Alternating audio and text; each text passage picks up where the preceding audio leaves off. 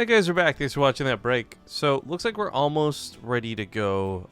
Scarlet and Drogo are just sorting out vetoes. I don't actually know where Drogo is right now. Well, we know where he is. He's literally in the house. He's probably in the ladder or something. But while he gets that sorted, Scarlet has opted to be the B pick in the vetoes, with this weird map pool being what it is. Thank you, by the way, to Laser SEQ, who threw in not just $1 through the donation code, but also $5 of his own hard-earned cash to the prize pool today. So, some SC2 support flies away. There's a ton of you tuning in right now, but we have several Matcherino codes still left. We got about 70 or so at least. So please head on over to the Matcherino page, guys. Use the code KHC3, and let's try and make this prize pool at least $500 for today. We're currently at 400 as we speak. Hey, OFU, thank you for the 18-month resub. Alright, where's this thing here? I'm trying to bring the page up, but okay, I'll do it in a moment. While we get things sorted, we do have results from the upper bracket. You can type ! brackets to see the Google Doc for the map pool, the map list, and all these things. But also, Neeb 2-1's Cloudy and No Regret 2-0's Jon Snow. I don't think Neeb beating Cloudy is all that surprising, but I'm very surprised Jon Snow got 0-2'd by No Regret. Well, yeah. It's funny, too, because I think that they had a little friendly trash talk at the chicken and beer place. Oh, did they? Of course, well, No Regret's very happy to be a Coda Zerg, so he's been using that kind of as a common defense tactic. And then Jon Snow was like, what's our head-to-head record? And I was like, what is your head-to-head record? And he's like, I don't know. All right, well, first veto is Odyssey and Defender's Landing, so we will see something, I guess, more interesting in terms of, like, we're going to see some of the custom maps that were injected here into the map pool. Not Echo. God didn't like that one, I guess. Yeah. I'm like, whatever with Echo. Like, that map was not one that really stood out to me, but for those who don't know, this is still the round of 8. It's still best of 3. The next 2 matches we cast after this will be best of 5s. So, Neeb versus No Regret, and then Special versus the winner of this series. I actually really like the way these semifinal brackets loaded up, though. Like, this is kind of super sick. I feel sad because Neeb's not in GSL, but I'm glad we still get to see him play. Yeah. Yeah, what a weird twist of events that was. 4 foreigners and not the one expected, I guess. Right, and no disrespect to him, but No Regret over Neeb, like, I would never take those odds, ever. 1,000,000 to 1, I wouldn't put $1 on that match. Yeah. The Hurricane just didn't get enough credit for taking out Neeb. It was just like everyone just blamed Neeb, right? Like, no one actually praised Hurricane. But, oh well. That's the way it goes. That's the way the cookie crumbles. Well. Okay, well, while it gets sorted, guys, we have the bit boss at Stet Care at the moment. I'm not exactly expecting people to throw bits and jump into things, but when this bit boss dies, I will start the zombie apocalypse. Not a lot of you can understand what that means, but I will start the zombie apocalypse when this bit boss dies.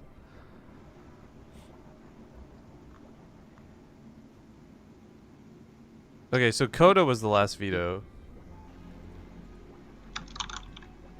So that leaves us what? Newkirk Precinct,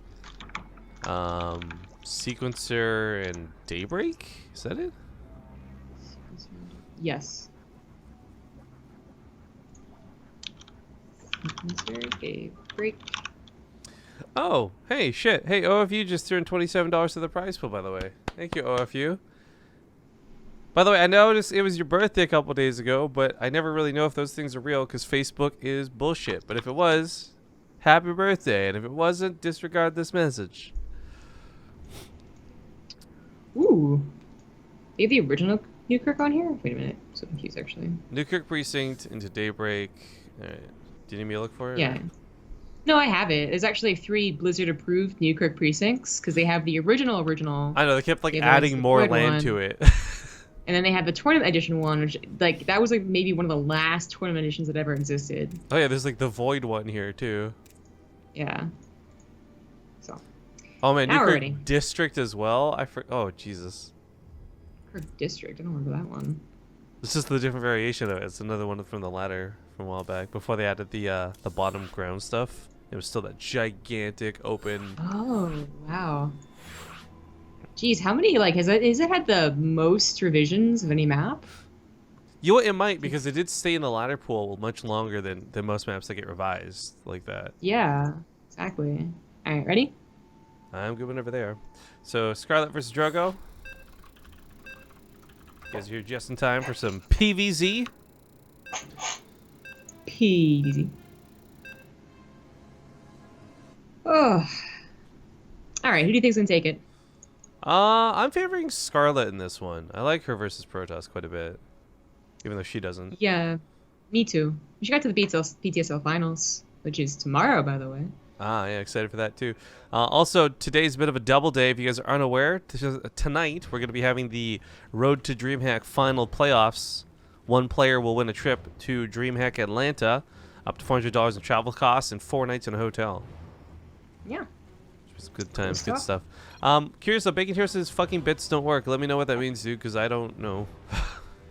We've actually had almost little to no cheering in the last 2 weeks, so if there's actually a problem, maybe that's something I should look into. But anyways, game number 1 here at the bottom right. I guess I'll fix Drogo's name on the overlay in a moment. It's going to be the Pink Zerg player, Scarlet. And in the bottom left, as the red Protoss, it is Drogo. Okay, let me just title T this up real quick and break XSplit in the process, right? I'm just going to rate Drogo. Nope. Okay. Nope. Come on. Third time's the charm. There we go. Oh, looks like bits do work. OFU, thank you for 1,000 bits, brother. There's Drogo's name in the overlay. That's gonna break. I'm just gonna call it right now. That's gonna get messed up in the series. And I'll probably forget to do it. So my apologies in advance. But OFU tested our bits with 1,000 bits. Could have done it with 100. Could have done it with 10. What a nice guy. What a nice guy. So thank you very much for that. Got a lot of subs and resubs coming in too, so while the game gets kicked off, you're making it an optional player for the 26 months. Riferatu. No! Like and hit us up with a 34-month resub. Good to see you again. Hey, speaking of OFU, the man, the myth, the legend, 18 months on top of those bits. And I think that should be us. If we ever miss your shoutouts, guys, it's never on purpose. Usually stuff's going on and we just have to juggle 100 things, so by all means, please let us know. We don't want anyone to feel left out. But anyways, talking a little bit about favoring Scarlet's Zerg versus Protoss. A lot of that, for me at least, for Scarlet, comes from like when she gets aggressive in the early game. I really don't know where her mid game sits. I can't actually recall the last time I saw Scarlet play like Hydra Baneling, macro base, 4 base type thing. Yeah, I think what we saw in her advancement in the BTSL was based around 3 base all-ins really. Maybe a 4th that wasn't actually like with a lot of drones. That's what I remember anyways. So I'm kind of with you there. Seems the more aggression in the early game, the better it works out for her. Well, I think it's not just like, you know, obviously her mid and late game are fine mechanically. It's more just like that's when Protoss really starts to get to their strengths. Well, it's not just that too. It's like it's coupled with the whole I think back to the other end of it too, right? Beating stats, 2 minutes 47 seconds, world record on BaseTradeTV, like things like that. No one else really pulls off. So I think what I really like about Scarlet is whether it's 3 bases, 2 bases, 1 base, like she's so smart. She knows how to get under her opponent's skin most of the time. I wonder if Drogo's gonna be the anomaly for that though, because this is looking like a pretty normal game. I feel like, especially from what I've heard, of just like, you know, like like slams a table in the house and stuff like that. I feel like he's the more likely to get, you know, really caught getting a Zerg underneath his skin. I mean, actually thinking back to some of the times that Drogo had some very impressive games, but some very frustrating games. I remember, like, he would do the Warp Prism micro to the very end and be super awesome, but then he just, like, give up the last, like, game because he's like, you know, effing Zerg. Or, like, him being all in on Frost and just being like, well, what am I supposed to do type stuff. That was a long time ago. Things have changed a little bit, but I still feel he's actually the one that's going to be more frustrated if he loses than Scarlet would. Well, we'll see if that ends up being the case. Maybe he won't lose anything. We don't even have to worry about it. I talk about normal openings, but this is actually like so normal that it's abnormal. Dark Shrine doing the Dark Templar into the Warp Prism drop. It's not weird to do. It's not bad to do, but I'd say it's a lot less common nowadays. A big part of the matchup Yes. we're seeing is like Zerg players, they rush the Hydras, they get the Banelings out, so you don't have time to really get away with that Warp Prism. Instead, it's better spent getting the Immortals, so macro, and third base is up. So for Drogo, this could actually hurt him. Yeah, I think it's reached that point of like almost like a 2-on-1. At one point, it was the most standard macro build you could do, but the pressure it provided and the it could highlight a really good player if it was done well. Like, that's all well and good, but then it gets figured out. The pressure doesn't do as much. The Zerg's always in position, always has the right units. So you start mixing things up, Hellbat attacks, fake 2-on-1s type thing. And I feel like for sometimes a Dark Shrine build, that includes like 2 base all-in follow-ups, with the third base doesn't have a lot of saturation, or a double Warp Prism, which is what I was hoping Drogo was going to do, but he actually just warps in 4 DTs, and there's not much that Scarlett's saying about that.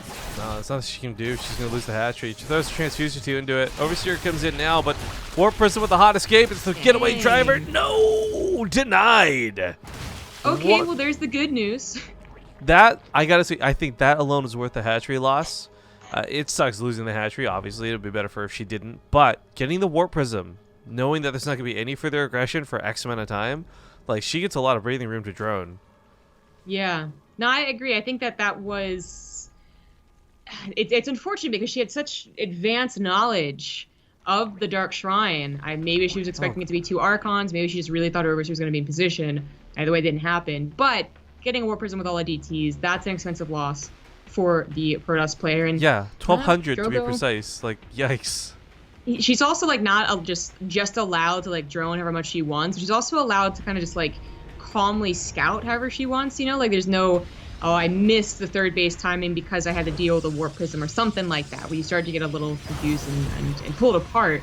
Like there just really is something stopping her from having a almost flawless game. Whereas Drogo, I mean, he's more prone to his macro, but it's a little scarier when the Zerg gets that opportunity. Everything is so blurry at full screen in 720. I don't know what to make of that statement. Because I don't think objectively over the last 3 years, 720 got less quality. This guy just, Oh, this guy said something really stupid earlier on, too. I recognize you. I recognize the names. Anyway. It's a legitimate question, though, the why not 1080 thing. It's because, unfortunately, something with the video intake from Skype is really starting to stress the system. And we've had a lot of stream crashes, but since I swapped back to 720, we've had no issues. So until we find a better video sharing program, I'm just going to be sticking with 720 for the fact that it makes things work. Yeah. Now the attack commences on the base, and this is going to be Drogo diving in real deep. Scarlett's already got the almost surround through the back attack. Charge lots are going to be an issue, but his own force fields are working against her. Doesn't quite get the base. He recalls out just barely too soon. Oh my god. Oh, Drogo. Huh. For all those latter games you were playing, delaying the tournament, I guess there wasn't much warm up. No, I'm just kidding. There's no reason to be up. This is cool though. I do like this though. The one sneaky DT to come finish the job. One swipe. Yeah. She's not gonna. But she doesn't really have any chance to use it. She has one, and she's not gonna put it into it. DT would have killed him anyway. Okay, so he does kill the base ultimately. A little annoying for Scarlet, obviously, but she's continuing to do like minor mutalist harass. I really like the commitment to small mutas, by the way, in ZV anything really. Bly does this a lot too. Yeah, small amount of mutas can help deal with Warp Prism harassment, especially if it's really getting out of control. Though this game, like, that's the opposite of what happened. But also can, like, even when it's expected, still get a decent number of probes. So 9 for 6 mutas, I think, is okay. Plus, they're still alive. I don't know about a couple more, but that's what she's doing. But I just want to note, like, real quickly, Scarlet, lose that third base the first time, maybe that wasn't so bad. She took out an entire Warp Prism. Maybe that was an even trade. But losing it the second time and not on a fourth because she wasn't really playing a supreme macro game. Yeah, she was only at 45 drones for a very long time. She had a huge army to push back, but it recalled, so she's never really gotten to use it, and it just hurt her economy. Yeah, the long game's looking too great. It's all red on the overlay for the income graph, but she did just now get a good deny, or delay at least on +1. Contaminate on that forge. Nice to see. Yeah.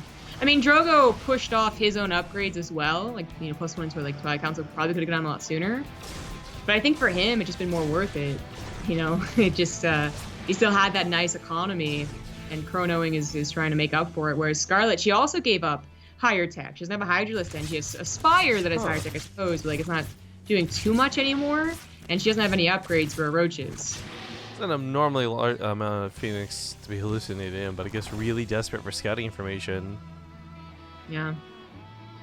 Well, it really is more about the ground army. Yeah, this is where it becomes problems for me, because this is so, like, this is a lot of Immortals coming up against Roaches. These Roaches are just going to be picked off one at a time. The Ravagers, okay, maybe they'll have something in the mix, but this army out of Drogo is down in supply. If this was like a little bit more evenly matched in supply, I'd really like what he has going for him. Oh, 40 army supply. Okay, we're almost 50 now. But still, when the Protoss has this comfortable composition, I would say it is totally reasonable, as long as we don't, miss the force field. Well, for me, I'm thinking more about the supply deficit. He's spending a lot of it chasing his mutas around, right? The stalkers aren't there, but ooh, good force, really good force fields. Yeah, I mean, yeah, charge is already done for a long time. Blink even to help out a little bit. The chase, I think it's just an absolute slaughter, though. There's so many Immortals, what you could ever do against it. Yeah, the immediate force fields were probably the best part of this fight. She's landing a lot of Corsair Biles too, which are taking out Archons and Stalkers, and that's great, but oh my god, she went from being up in supply by like 40 to just barely hanging on here. Yeah, exactly. And Drogo should just use opportunity to counter and try and win the game. She's going to have +1 maybe for the defense, but does that really matter? It's more about the army type than it is about the upgrades. The Immortals survived despite taking a couple of those corrosive biles, and they're going to have their shields again. Mutas are still up, but I don't know what they can really get done at this point. They're not going to add much to the army. Maybe trigger the Immortal shields and then fly off. Yeah, maybe. They could maybe try and snipe the Warp Prism as well, taking the wind out of the Protoss sails as it is, but that would be difficult with such a low count. So I'm so unconvinced with Scarlet's playstyle here. I like the idea of a lot of Ravagers, not so much a lot of Roaches. They would say it the same way that the Hydras would. You know, this army is such an anti-armor busting army. It is, but it is one of those things where Immortals kind of like they're good even against some like like Ravagers and Hydras because they have the shield. They have a nice power punch to them even when it's not the extra damage. But I think that like more so or less so about the composition, just the pacing of this game felt like it was so thrown off for Scarlet. This looks like it might be the last fight. Yeah, Guardian Shield's reducing a lot of damage on that one Immortal that barely lives. Corsair Gear's trying to land once again. She's been getting pretty good hits throughout the majority of this game, but not good enough. GG. Game 1, gonna go to Drogo. Not too shabby. I was really, the Warp Prism going down early, I thought, okay, crap, he's gonna tilt. Like, that's gonna go badly. Or just like, like, that's the worst possible thing that could have happened for the early game. Losing that Warp Prism like that. Full of DTs, too. Yeah. I really feel like if she was playing a game that was like, like if she was, I guess, like Snoot, right? Like, if she was Snoot, I feel like he just like takes that blow, but is fine with just having some like super hard macro. But she was pretty sure she was going to try and commit to like a huge attack, and it just got so thrown off pace because of losing the hatchery the second time.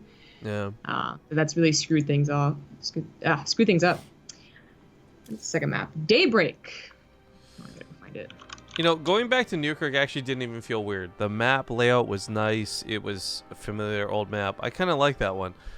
Daybreak's going to feel weird, though, because even though I think it was more recently in the map pool than Newkirk was, it still is just like such an older map that has not been like tuned or defined for legacy standards. Well, I guess anyone who watches Korean stuff religiously, this like must not even seem that weird at all. It's totally normal because Daybreak and Newkirk are still in the map pools for SSL and GSL. I think like one apiece. I'm not like 100% sure anymore, but they were for a very long time. Longer than they were for the foreigners. Oh, got some cha-ching. Who's this? Marcos just bought everybody 2 mystery bags. $5 coming in. Thank you. Not sure if Protoss is OP or Drogo just good. Hard to say, man, after a game like that. I think Drogo's he just did that game pretty well.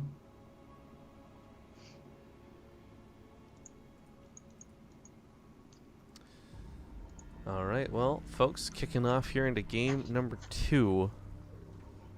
Oh, I don't actually have to move the overlay. Nice! In the bottom right side, she is currently down 1 in the series. It's going to be the ever-cooking Scarlet. She's on fire all the time, cooking stuff. On the top right, as the red Protoss, it's Drogo. I love this logic where everyone sees the on fire stuff with Scarlet and thinks like, oh, because she's playing so well, she's on fire, you know, that sort of thing. But really, she's like, no, guys, I want to cook, and you know, I'm just always on fire. I've always got the stove ready to go, you know. For her, it's both that she's always cooking, but also that she's always cooking like effing hot, really super spicy stuff. Oh, I know. Every time I see her, like even earlier with that bowl of noodles with Jake, it was like all red, and I'm just like, that's all spicy, yes. Isn't it? It's probably spicy cold noodles, which are pretty popular. They can be refreshing, you know. Like spice can be fun. Like I like spice. I know that you really don't, but I like spice. I wish I did, because you know what I'm learning? Sometimes. Spicy things have less calories than non-spicy things. Is it universally true? I'm gonna say generally speaking, when I have to go compare foods at the grocery stores and stuff, like, because it's all Asian stuff around here, like it's all TNT markets and like other things, and I look and I'm like comparing these foods, and I'm like, okay, I can't read much, but I can see the calorie numbers, and I know that means spicy, and this means not spicy. Oh, cool, it's like 100 more. Oh, that's weird. I've never noticed that, but all right. The worst culprit of this is the Subway soups, because you know, if we get into those. Oh, the soups are like 250, 300. Spicy chicken's like 110. I guess it would kind of make more sense, right? Because instead of trying, it's like the spice and the spiciness gives it the flavor. I guess if it doesn't have that, then it's got to go to like, you know, milk and fat and butter. And yeah. Yeah, exactly. So I guess that does make sense. I never thought about it before, but anyways, I think she just likes being like a badass and just like eating all the spicy shit, because sometimes it tastes really gross. She's just like, why would you want it? Yeah, exactly. Well, she's like holding back tears. Okay, well that was some weird in-depth analysis of Scarlet, but thank you, Zombie Girl. Yeah. So spicy, hot, doesn't matter. We'll see how she handles like his Drogo this game around. For me, again, we're not seeing early pools. We're not seeing really fast lings. We're not seeing things that make me go, ooh, Scarlet's playing against Protoss, which is not a bad thing either, but I'm not convinced by the Master Roach mid-game play. And I guess there is a little bit to be said here, guys. She does have her GSL group coming up, and she might not be pulling out all the stops and busting out the craziest strategies. But that being said, Ling, Hydra, Baneling is so standard in this matchup to the point where everybody goes for it. There's no hiding that build, and that's why I'm a little surprised she didn't go for it. Yeah. I mean, I feel like maybe that choice to just try and max out, well, not really max out, but like, you know, get a huge Roach Ravager army on Newkirk was very much like a Newkirk thing to do, right? Like that was what was happening. That's not just what was good on Newkirk because of the open spaces, but also the time of which Newkirk was in our ladder pool as well was a time where Zerg was just all winning the crap out of Protosses. Every single game was something about Roach Ravager all in.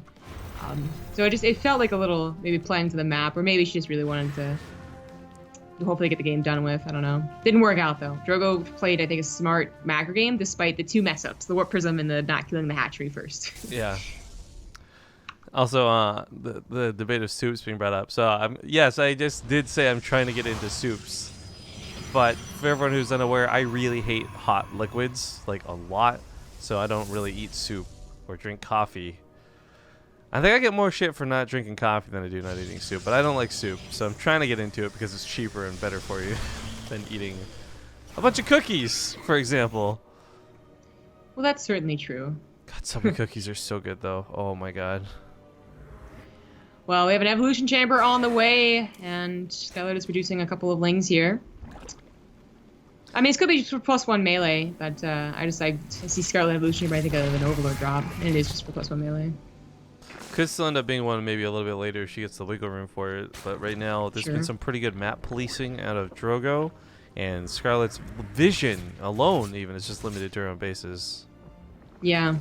Yeah, Drogo has like units coming in from almost like every direction. And finally they pair up a little bit awkwardly. 3 over there, 3 over there. Oracles didn't help out quite fast enough. And when they tried, they got sniped. Yeah. I actually thought this was going to be a lot worse for Scarlet. Doesn't even shave off a drone. Good hold. Yeah, if Drogo had come in together then that's a very scary army. But it was just perfectly, you know, this much apart from each other that it worked out very well for Scarlet. Oh, you know what though? Last game he his early attack failed and she defended really well, and then he still won the game though. So. Well, yeah, it's always so hard to say that it failed though, because it did literally kill a hatchery. Failure is running into a spore crawler and doing nothing. Okay, sure.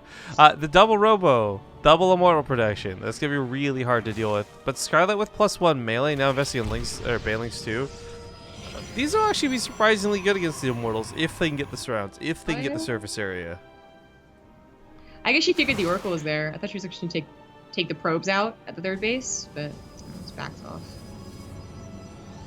Yeah, double robo all the way up to Twilight Council Forge coming in for Drogo.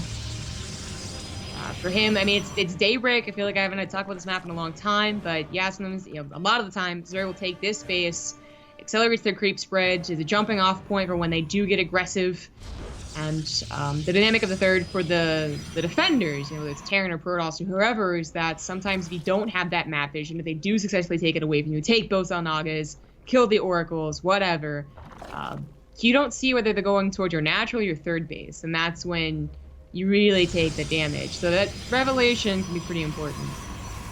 Yeah, absolutely. I mean, we've seen games lost where people just didn't see the angle of the attack, even something as small as that, much less anything else. Yeah, like a whole pathway just not scouted. Yeah. Oh, so, yeah. I mean, this is a map that was played from in Wings of Liberty. I remember just like having to build a sensor tower because otherwise you weren't getting that vision from the Zerg. they wouldn't let you. But Swarm Host was not what I was expecting. I mean, they've been coming back a little bit. Oh yeah, that's kind of funny. But yeah, they've been coming back a little bit. Don't get me wrong. As Mech has come back, Swarm Host has come back. As Swarms come back in general, they come back against Protoss. So I do scoff at this, but what's really interesting about this choice and build is Swarm Host will still fill the role, granted ground only role, of the Hydras. Really fast, really good damage, but limited in terms of the fact that you're on this massive cooldown with them. So if Scarlet can pick and choose her committed engagements in 40-second windows, this actually might be really good, all things considered, but at the same time, losing any of these Swarm Hosts is so very freaking costly. And I'm looking at the map structure too, and I imagine that, you know, the main base has a point where the Swarm Hosts could just stay on the middle base, pop their locusts, and even this one does, but she just, you know, runs in and runs out. Like, that works too. So the angles are there basically to escape, as Swarm Host should. And yeah, she is on her way to Hydras, so this is a pit stop, I guess, on the way to more tech. Those didn't do very much.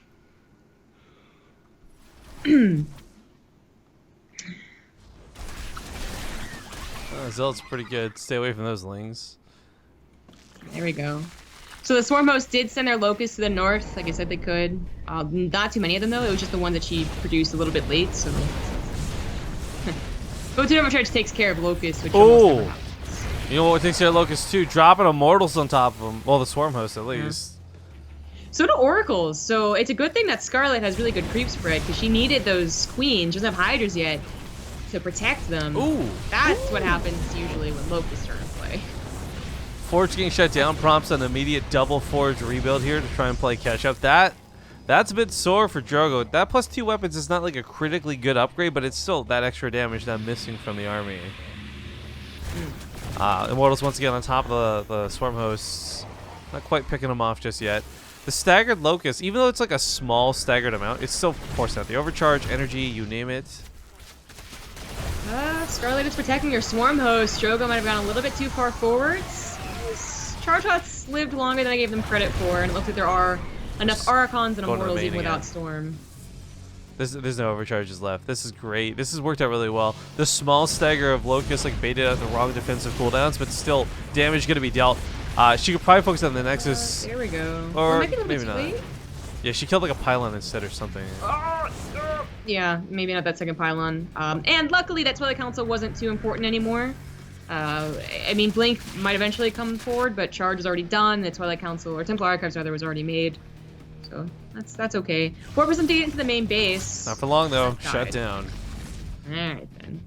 This is cool though. I really like the way she's used her swarm host. The problem is though she's walking back up here with that revelation and the stasis trap. Well, that's one way to deny Locust. I mean, I'm thinking that she figured the army could be here. After all, she's done this 3 times. That's what she was pushing this too. This is what's so sick about this. This forced Drogo either in a base trade or to come back home. But either way, it does take him away from the swarm host. So those will get freed. Yeah, he didn't kill it. He feels so pressured. There's no war prism with this. He's gonna run out of fodder once these banelings connect, if they connect. She's coming back home with a swarm host too. Gonna catch these from the top side. Might not be so bad. Nah, Archons are pretty freaking good. Banelings from the back. I think they mostly hit the Archon. Still a couple of charge-outs left over, but it's just the army supply doubling for Scarlet. I don't think it matters what type of army Drogo has. Yeah, the swarm hosts are going to be questionable as far as like how she planned to use them in this game, and I like the way she did. But I love that she's still macroed up this really hard Hydra game behind this. Drogo was so focused on like dancing with the Immortals and dealing with the swarm hosts because these are actually a threat that he didn't really get storms out at an appropriate time. I think Storm's done now, but this has still done so much damage. Up almost 3 times the army supply. That's what I was gonna mention. Storm felt like it came a little bit late. He had Archons for a pretty long time, but Storm took a while to research. So it's done now, but he's not on a 4th base. He's running out of money in his main. He's still being attacked by Locusts in the main. Yeah, she's just gonna focus down the Nexus. I like this move. Okay, so the main's probably gonna go down. Storm's hitting the south side. Next to the main does die, by the way. One of the problems, though, Scarlet's not really had to use her banelings well, so to speak. Because Drogo has not been really keeping a bunch of zealots in the back line, ready to charge forward and hit those Hydras. Now, maybe with the storms, he will. Those banelings become more important than ever. If this was a real, hefty Protoss army, those storms would have been really good. Even as they blanket more Hydras, just too many of them. GG. Going to another game 3, ladies and gentlemen. Things tied up now, 1-1. Nicely done at Scarlet 2. I really like that game out of it. Like, I thought that was really cool with the Swarm Host. I like that a lot. Yeah, that was good play with them. But okay, folks, quick break while we get into game number 3. I'll actually play the ads this time. See you soon. All right, folks, welcome back. Loading into game number 3. It has been tied up now 1-1 if you're just tuning in. And, I got to move Drogo's name on the overlay. I was so close. Almost 3 games in a row. There we go. All right. As said, things are tied up 1-1. In the top right side of sequencer, though, we've got the pink Zerg player, Scarlet. In the bottom left, as the red Protoss, it is Drogo. Okay, so one of the things to note is that Scarlet's playstyle was kind of cool, but could be argued might be unique to what Daybreak had to offer because of the way the base layouts are set up, because of the way she could use those swarm hosts. But I would argue there's some potential in sequencer as well. Like if these rocks are left down for Drogo, she could easily just sit up here as she did on Daybreak to attack into this base. Or down here and attack into this base. I'm not saying she will or should even go Swarm Host again, but it was really cool seeing the way she did use them, and the potential's certainly there for them once again. The only reason I would be surprised if she did it again is just that if it is like, a whole GSL group coming up thing. Feels like it's something that she doesn't do too often. That's, I guess, a good thing about being Scarlet, though, or anyone who just has like a variety of builds, like Gumiha, I suppose, is that... Okay, you show something new and they now know it. They're studying your VODs and whatever, but that doesn't mean they know exactly when you're going to throw it out or what you're going to throw out. She also knows how to proxy hatch, and that might come down in the GSL, so... Yeah. I'd like to see more Swarm Host play. So I've lost the last 3 poker commands in chat to an uneducated school teacher or something like that. I just won 250 Makarovs in like the most savage way possible. Poker is all about the reads. A BaseTradeTV stares into their opponent's soul and rips all their Makarovs away from them. What? That's not nice. That's like an intense gaze right there. Yeah. It's like a mana stare. Cheeky smiley face as she plays Ring Around the Rosie with Drogo's probe. They both tagged her base. Oh, yeah, over here on the side, yeah. The sprays. There you go. You don't see it that often. or at all. I didn't even hear the sound. It definitely makes a sound too. Newly the Proby. No, I was gonna say. I was like, I was like, is that a French word that I didn't know? That's what I was kind of thinking. Like. All right. Well, no bully as the adept. The mom. Don't you ever talk to my kid again. What does that make the mothership core? The grandma? No, it just makes it a mothership core. What's wrong with you? It's got to be a mom. It talks. Isn't it? Actually, I'm really sad because I don't know when they did it. They changed the voice of the mothership core though. If you go back and find the sound files from like the original Wings of Liberty one, it sounded so much cooler. You mean the mothership in Wings of Liberty? Well, yeah, excuse me, but the point is, it's the same voice thing, right? The mothership core in this game still turns the mothership, but those voice lines are different than what it was back in Wings of Liberty. I was gonna say, to be honest, I don't really remember if the mothership core and the mothership share lines. I don't pay attention enough to it. There's one that stands out for me. It's the Justice is Served line or whatever. Sounds very different. But okay. It's such a non-important thing. Roach Warren from Scarlet, by the way. I like this a lot. I think this is super cool. Not just because, hey, Riff can use the Nidus Worm, but like also just I think it's a good tactic to catch somebody off guard. And Drogo, he doesn't have a lot of information around his own base. Like everything's tightly knit around these pylons. Like she's gonna get either right in the natural base, no problem, or in the main, or go to the main and then in the natural after. Either way, she's got a lot of flexibility with what she can do here.